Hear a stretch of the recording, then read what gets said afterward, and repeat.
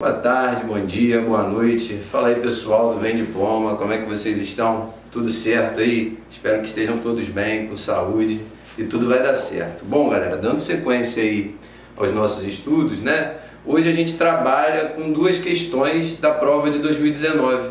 As duas trazem como tema central a escravidão no Brasil. A escravidão no Brasil é uma coisa bem complexa, que às vezes a gente fala assim e as pessoas não entendem muito bem como era. Só que foi uma coisa muito terrível que deixa marcas na nossa sociedade até hoje, né? Eu vou mostrar umas datas aqui para vocês terem ideia do que a gente está falando. A escravidão no Brasil começou em 1530 e terminou em 1888.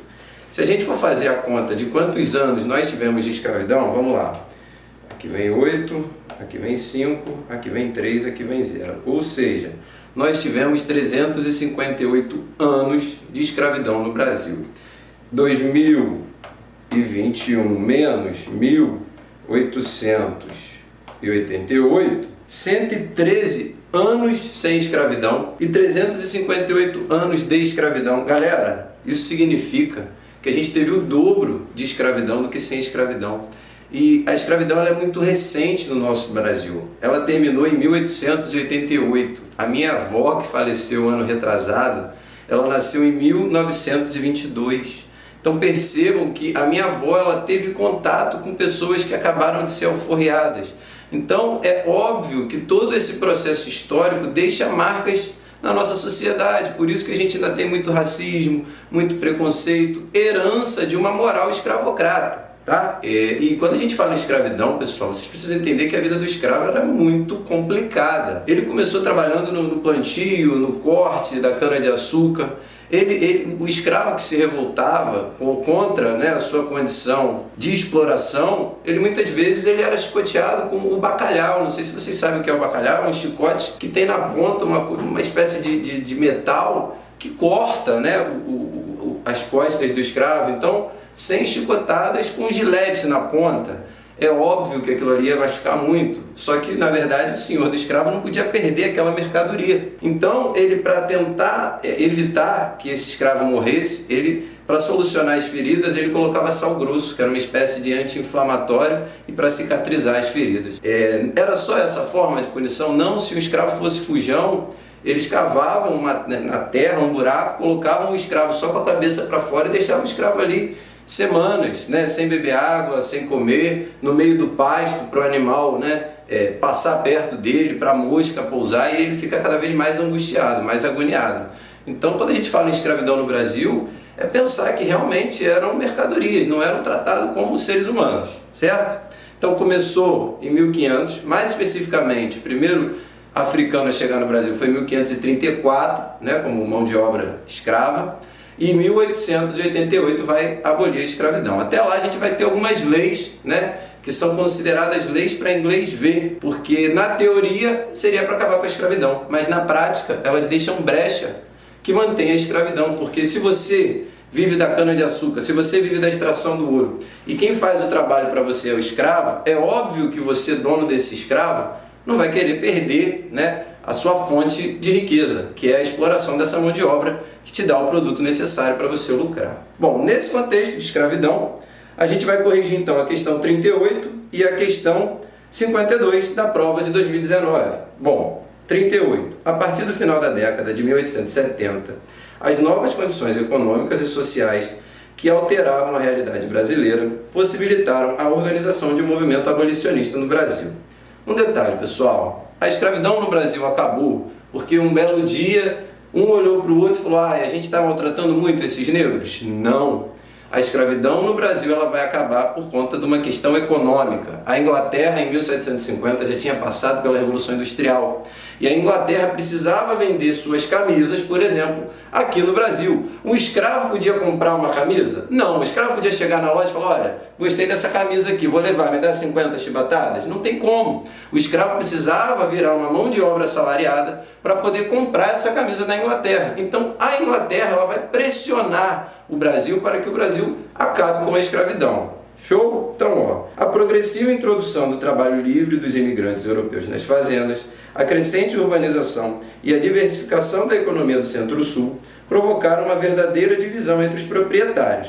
Enquanto escravocratas e abolicionistas enfrentavam-se no parlamento, lembrando que o parlamento é o Senado, a Câmara dos Deputados, proliferavam os jornais, os clubes e as associações abolicionistas e intensificavam-se as manifestações e comícios nas ruas das cidades. Gente, aqui eles estão trazendo, um pouco do panorama dessa reta final ali para se abolir a escravidão. Porque quais foram as leis? A Inglaterra estava pressionando o Brasil para a gente abolir a escravidão.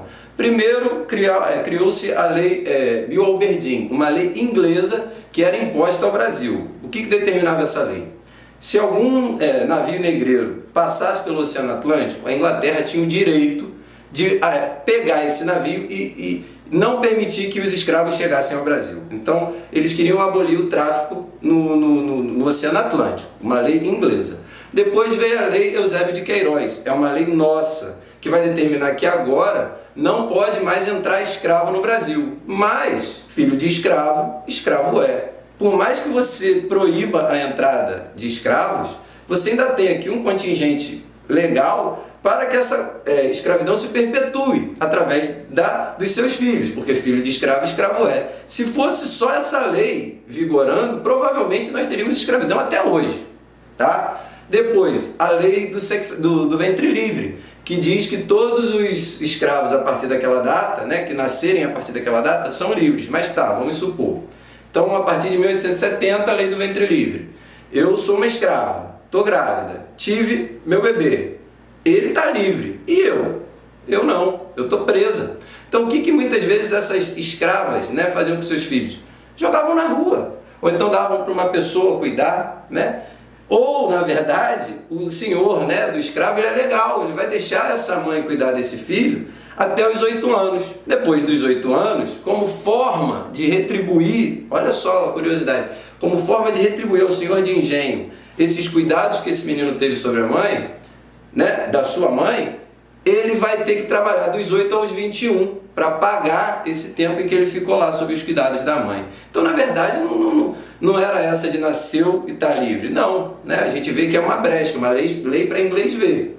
Depois teve a lei do sexagenário, a lei do ferro velho. Qual escravo que sobrevive até os 60 anos?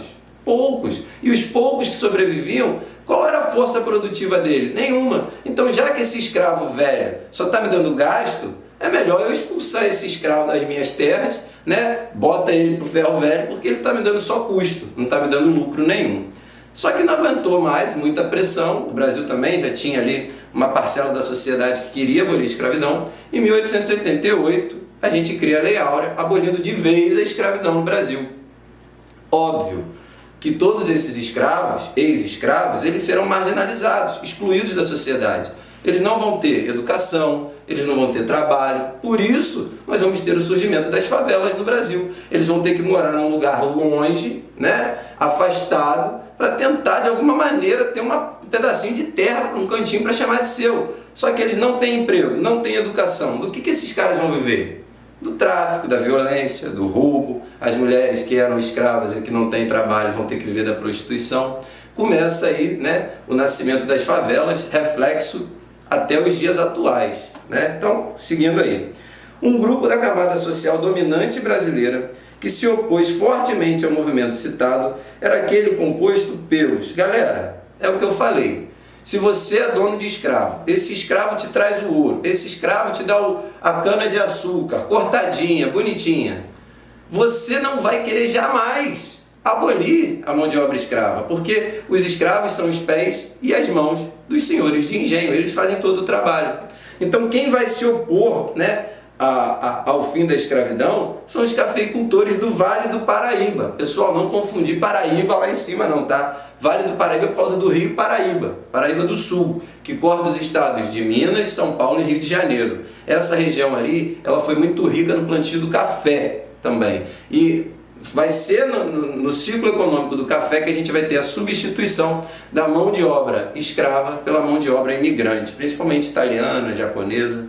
Show? Então, questão 38, alternativa correta, letra B. Indo para a questão 52, vamos ler o enunciado. Pequeno ou grande, estável ou de vida precária, Em qualquer região em que existisse a escravidão, lá se encontrava o quilombo, como elemento de desgaste do regime servil. O fenômeno não era circunscrito a determinada área geográfica. Ele aparecia onde quer que a escravidão surgisse. No Brasil, até o final do século XIX, a forma de organização descrita no texto expressava os quilombos eram refúgios. Os escravos, vamos supor, eu sou um escravo. Eu não aceito mais essa condição de exploração. Eu não estou suportando. Para mim já deu. Eu vou aproveitar alguma brecha ali do capataz, vou pegar uma noite e vou fugir. Vou fugir para um lugar bem afastado no meio da mata. Para qual lugar eu vou? Para um quilombo. Né? Não sei se vocês já ouviram falar do quilombo dos Palmares, né? Que era onde os escravos fugiam e tentavam sobreviver de maneira autônoma, de maneira independente, para fugir da exploração do senhor de engenho. O importante é vocês lembrarem que os quilombos eles vão surgir principalmente com as invasões holandesas aqui no Brasil. O Nordeste, na época do período do açúcar, ele vai ser invadido pelos holandeses, vai ter uma guerra da Holanda contra os senhores de engenho.